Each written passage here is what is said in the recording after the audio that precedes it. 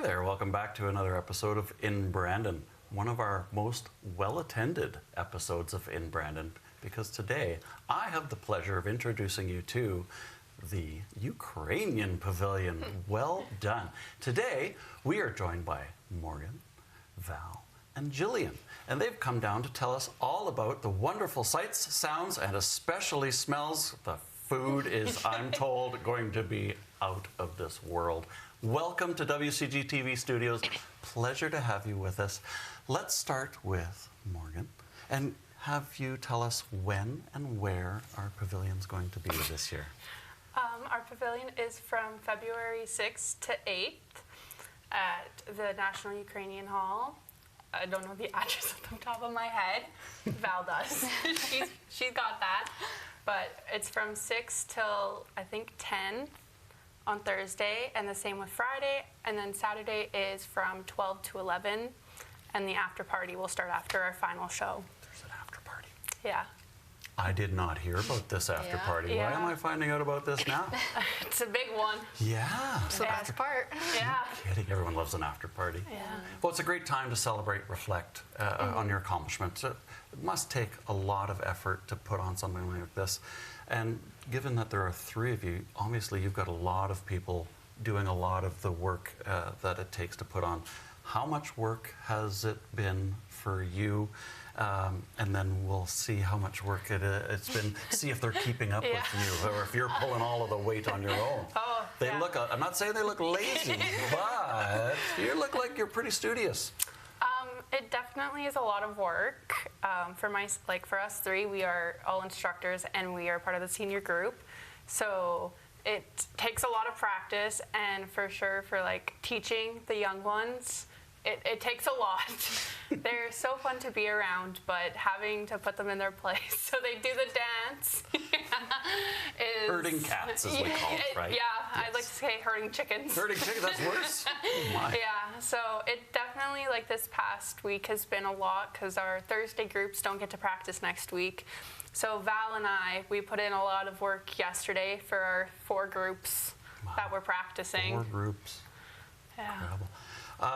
Well, let's ask Val if she's, if you like to teach as well, the younglings, we'll call them. Younglings, yeah.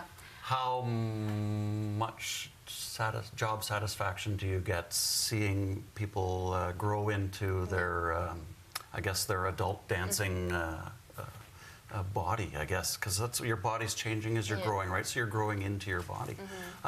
So what's it like to see people progress through the dance program? It's amazing. Like, I love coming up with the dances and teaching them to the kids, but I think the most rewarding is watching them do it on stage. And even like when they can do it on their own without any help, it's like, it's such a warm feeling inside. And yeah, it just really, it like brings a smile to my face anytime I see them on stage. How excited are the kids when they pull off the routine for the first time? They're so excited. Like, and sense of accomplishment, right? Yeah, they're so proud of themselves, and we always like push them to try their best, and like we always tell them the most important thing to do out there is just have fun. Don't worry about the steps too much, just have fun, and they come off stage like with the biggest smile on their faces. I bet. Yeah, it's so nice. Okay, I got a harder question for Jillian. Oh yeah. Oh yeah. You're the third one, so you get the third hardest question. Fantastic. All right. Why didn't you bring any boys? Where are the boys? What's going on here? Is it just all girls? Is that all we have? Girls are typically more motivated, as we know. Yeah. But the guys are also very busy. It's busy. Sometimes really? we don't have any boys show up to practice as well, which makes things difficult. Boys lie too. They're probably not all that busy. But yeah, so they just didn't want to join us today. So you just get us. But there are boys in the yes. program, in the performance, in the troupe. Do you have is there a lot of turnover with the boys, or is there not a lot of interest, or do they get one, does Morgan get a little too harsh? Is that why there's no boys? No, they're like the highlight of most of our shows. So. Really, the highlight. Yeah. Oh, so they have a special. Is there a special place for boys when it comes to dancing routines? I think like from what I find, like obviously like we're more girls dominated, Right. like not field, but so when the guys get on stage, like they get the cheers, they get the woos, they get the claps. Celebrity status, yeah, right? Because Yeah. there's not as many of Rare. them. Right? Like for our group, for example, there's I think 19 girls and 3 boys. So when the boys come out, the crowd usually gets rowdy. But when we're out, it's rowdy, but not with the guys. It's not out there. So The boys are also very skilled. Like, Yeah. watching their tricks is like, I could not do that. yeah. You're kidding. Oh, So God, yeah. they deserve all the credit. Oh yeah. Except when it comes to Especially- our spins, we deserve the credit. Absolutely. Our spins are their tricks. Well, So. if boys try to spin, they get dizzy and fall down. We're not meant for spinning. I don't know how figure skaters do it. Yeah. When they get into the super fast twirlies, get dizzy just watching. Is the boy-girl ratio a problem throughout the dance program, or is it improving as you get down to the lower ages? The lower ages well attended, better attended, I think male to female? So, like, from the very start, like, our youngest group actually is very even. We have 3 girls, 3 boys. And I think that's, like, they kind of drop as they go through the season because they lose interest. And they might not have any other boys in their group, so they don't want to participate anymore. Yeah. I think it's nice that, like once the boys get older, they're like, oh, I should really, like, do this and, like, participate. So. Yeah. I think it also benefits them, like in other sports and stuff. Like the boys in our group, I know one of them does volleyball and stuff, and he goes like dance has helped him with his vertical and all of that, and like with balance and everything in other sports. Like they honestly like tell the younger boys like stay because it will help you in the help you. future with like other sports. Well, that's very true with hockey. Hockey players, not all of them, but some of them take figure skating as kids, and for the rest of their life, they're always saying, "It's probably because of figure skating that I made it as far as I made it," just because they do that at such a young age, all of that fancy footwork, and start training their brain to actually go out and ice and play for real. So that's great. I liked the fact that you do have a boy-girl program, and that you're aware that the boys might need a little extra coaxing to stay in the program, and that you have people that are already doing that to try and encourage them to make it all the way to the end, because like you say, they do stand to benefit a great deal from all that extra activity. All right, let's talk about, we've covered when, we've covered where. Let's talk about what we're going to see. Can you tell us what the show is going to be? We've hinted a little bit about it, but what can someone expect to see at this year's performance? A lot. A lot of foods. We kind of changed our caterers this year, so we are doing by multi-cook. So you'll see our menu has changed a little bit. Pierogies are very popular, so we are selling per pierogi this year, which is new. Also, kids menu is new this year, I believe. Yes. So. Not only that, we have singers, we have our dancers, and we have a live band this year. So. And a live band? Yep. Do we know the name of the live band? I actually forget, but I know they performed at Doffin's Ukrainian Festival this past year. Yeah. I know, but I can't. It's at the tip of my tongue. I can't think of the name, but I know who They're very good. There's Well, you have till the rest of the interview. Yeah, to remember. There's like a few names running through my head, but I'm not sure.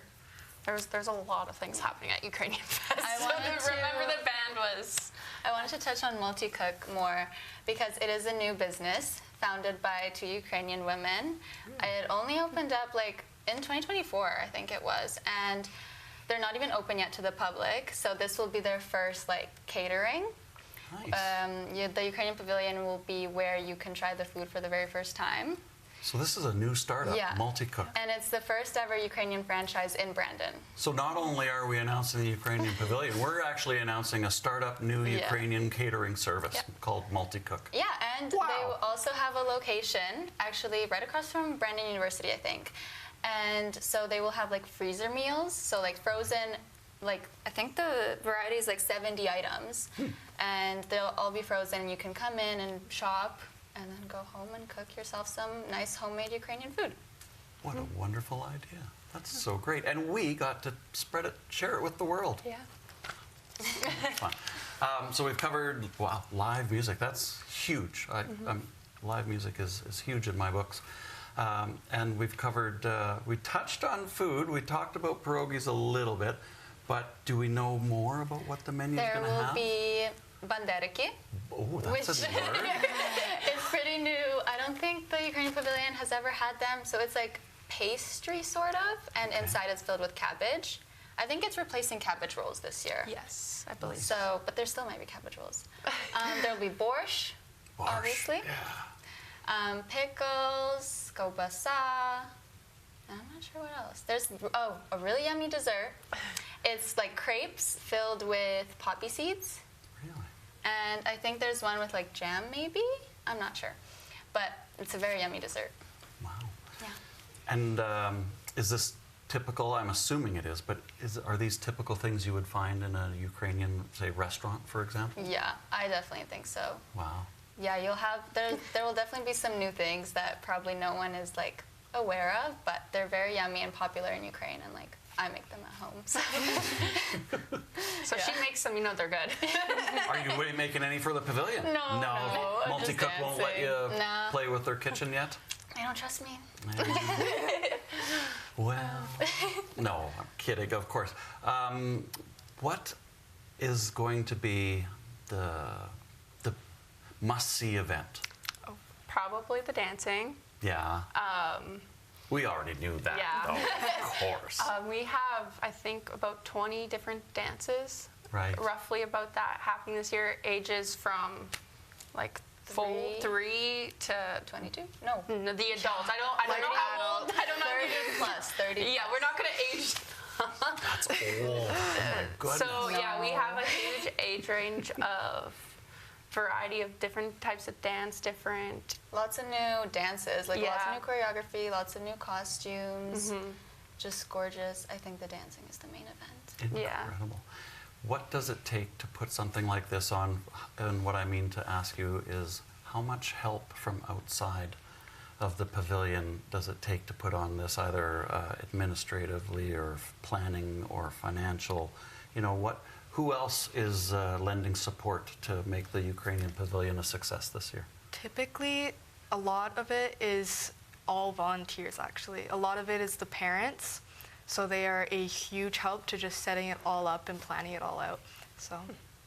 Yeah, and we have our executive team that's also working really hard to make it all happen. But yeah, I think the biggest part is the parents. Yeah. And like dancers also volunteer and help out. So like we can't even thank them enough for all that they do for us. Like they come in weeks before this and they're rolling cutlery. Parents are helping get the stage ready. They're helping with the chairs and everything. So it's just a huge thanks to all of our parents, because they're taking time out of their weekend or their Tuesdays and Thursdays to put in extra time to help us get the pavilion where it needs to be for the performance. That's huge. Now, I'm assuming that this isn't the only performance for the Ukrainian dancing troupe, can I call them? Yeah. A dance troupe. What other events do you attend throughout the year? Where different ways, is there a summer performance that the dancers will be attending? Like the Riverbank Summer Festival, for example? We usually do competitions. Oh, nice. Last year we got picked to be a part of Ukrainian Fest in Dauphin. Oh, in Dauphin, nice. So that was our outside of dance kind of thing, and again, it's just a lot of work that we put into those to get picked to go to those types of things. So, is it a very formal program, Ukrainian dancing? Can you go far? Yeah. That's for what I mean. sure. Oh yeah, especially There's ensembles in Ukraine that are very professional. especially some in Brandon or not Brandon, sorry, Canada.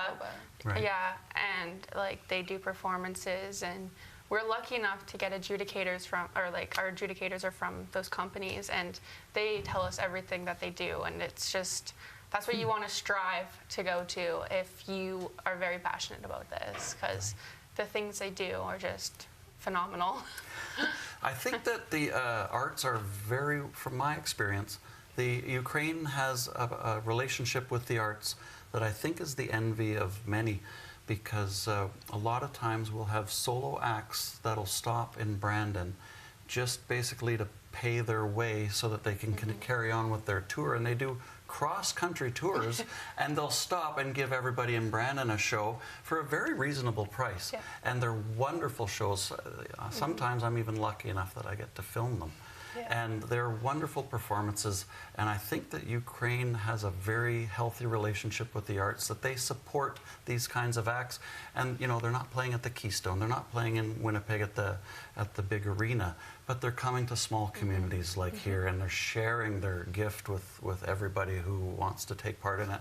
So I'm really happy that you could talk about the future of dancing if somebody wants to make a serious go of it, that there be supported by different types of Dauphin, for example, different types of local events that you can attend.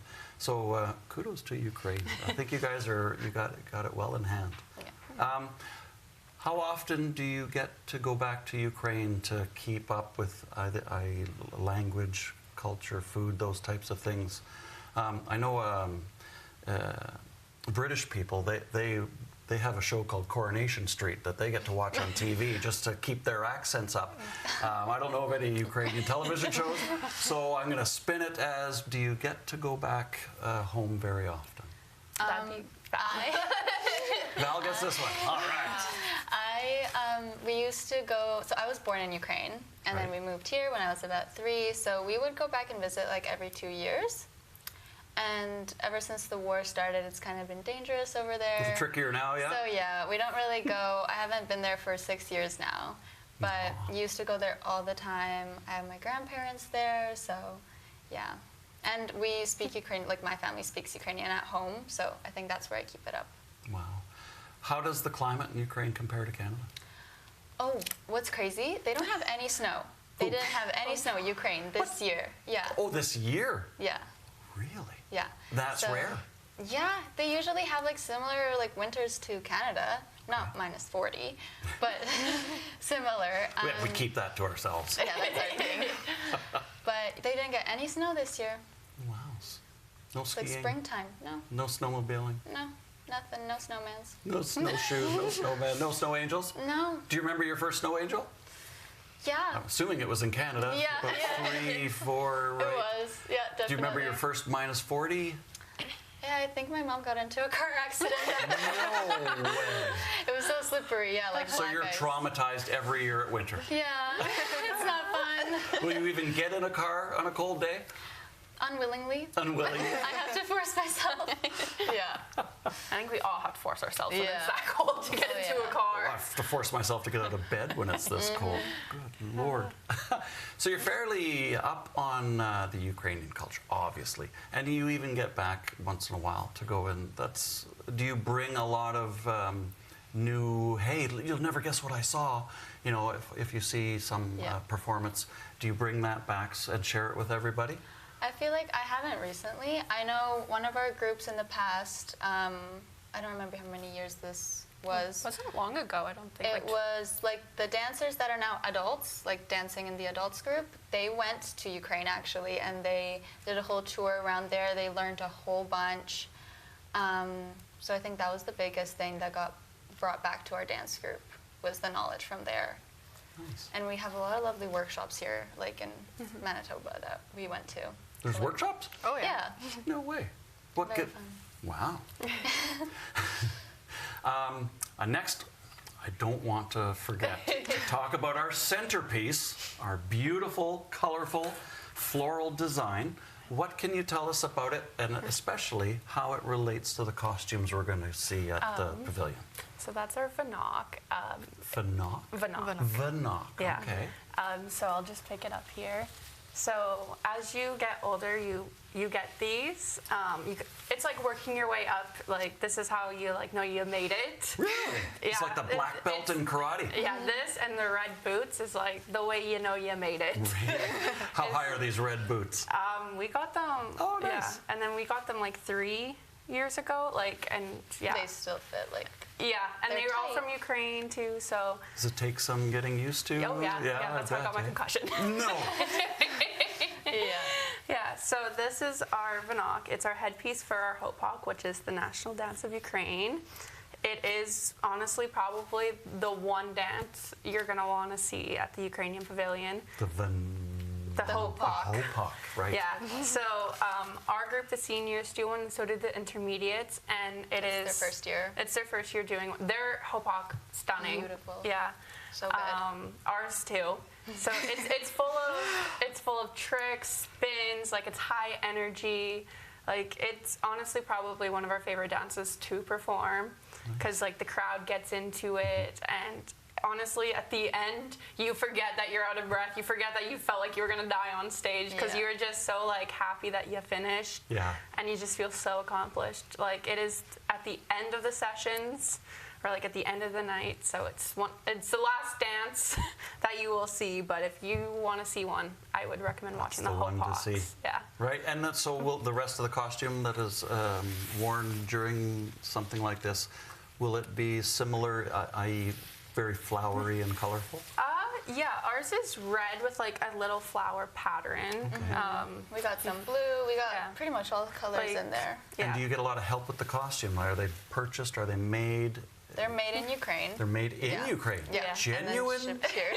Wow. A lot of our costumes in our group are made from Ukraine, and our boots and Like, we try to get as much stuff from Ukraine as we can. Like, this year we have done a fundraiser for our costumes that we're getting from Ukraine. Okay. And everything. So I think our Hutzel ones came from Ukraine, I think. I don't know. Yeah, they did. Yeah, they Yeah. did.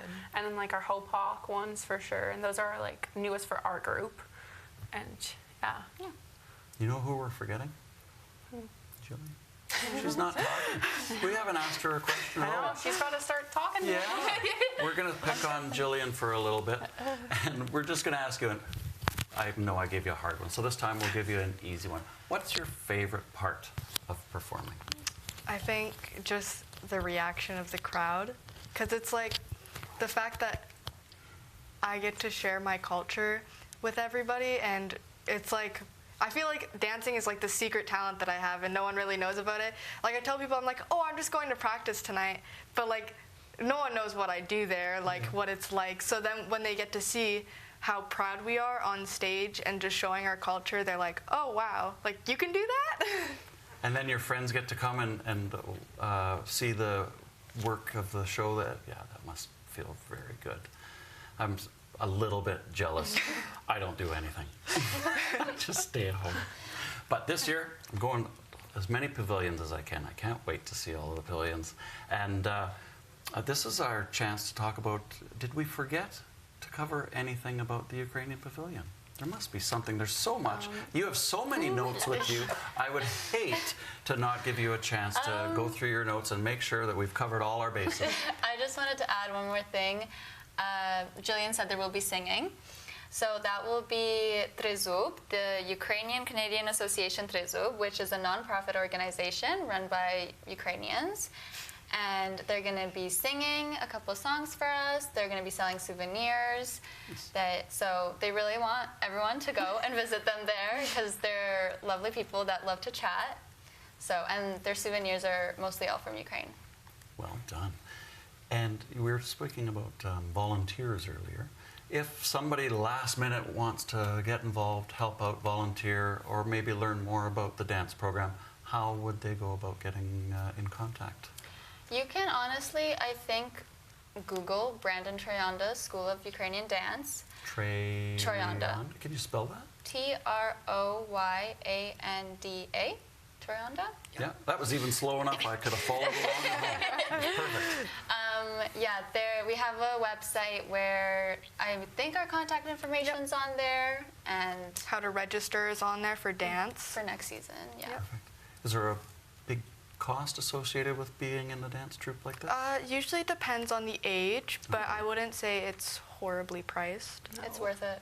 Yeah. It's well worth it. And it's with costumes as well. You don't like buy your own costumes. Like, all you really have to buy is your shoes. That's the money grabber right there. But they're worth it. They're so amazing. Well, I'm trying to come up with a reason to encourage more boys to join the program. And of course, I'm drawing a complete blank because I'm using myself as an example. What would get me into dancing? Yeah, I'm out. I got nothing. But boys, I'm sure, love to be in the dance program, and especially if you guys are the teachers, that can't hurt one bit. So, boys, if you want to learn how to dance by some of the best dancing instructors around, this is a great program to jump in with. And I want to thank you guys for coming down to the studio and telling us all about the Ukrainian Pavilion. We couldn't have done it without you. And we appreciate the time, and thank you again. Thank you for having Thank you. us. Yeah. So much fun. All right, let's see you next time. Oh, see you at the Pavilion. Yes. Yeah. See you there. Unfortunately, we're out of time once again. However, easy way to get more time with this wonderful troupe of dancers is to attend the Pavilion. I highly encourage it. I think it's going to be a great time. Ukrainian music, Ukrainian food, Ukrainian dancing. What more could you ask for? We'll see you there. Till next time, take care.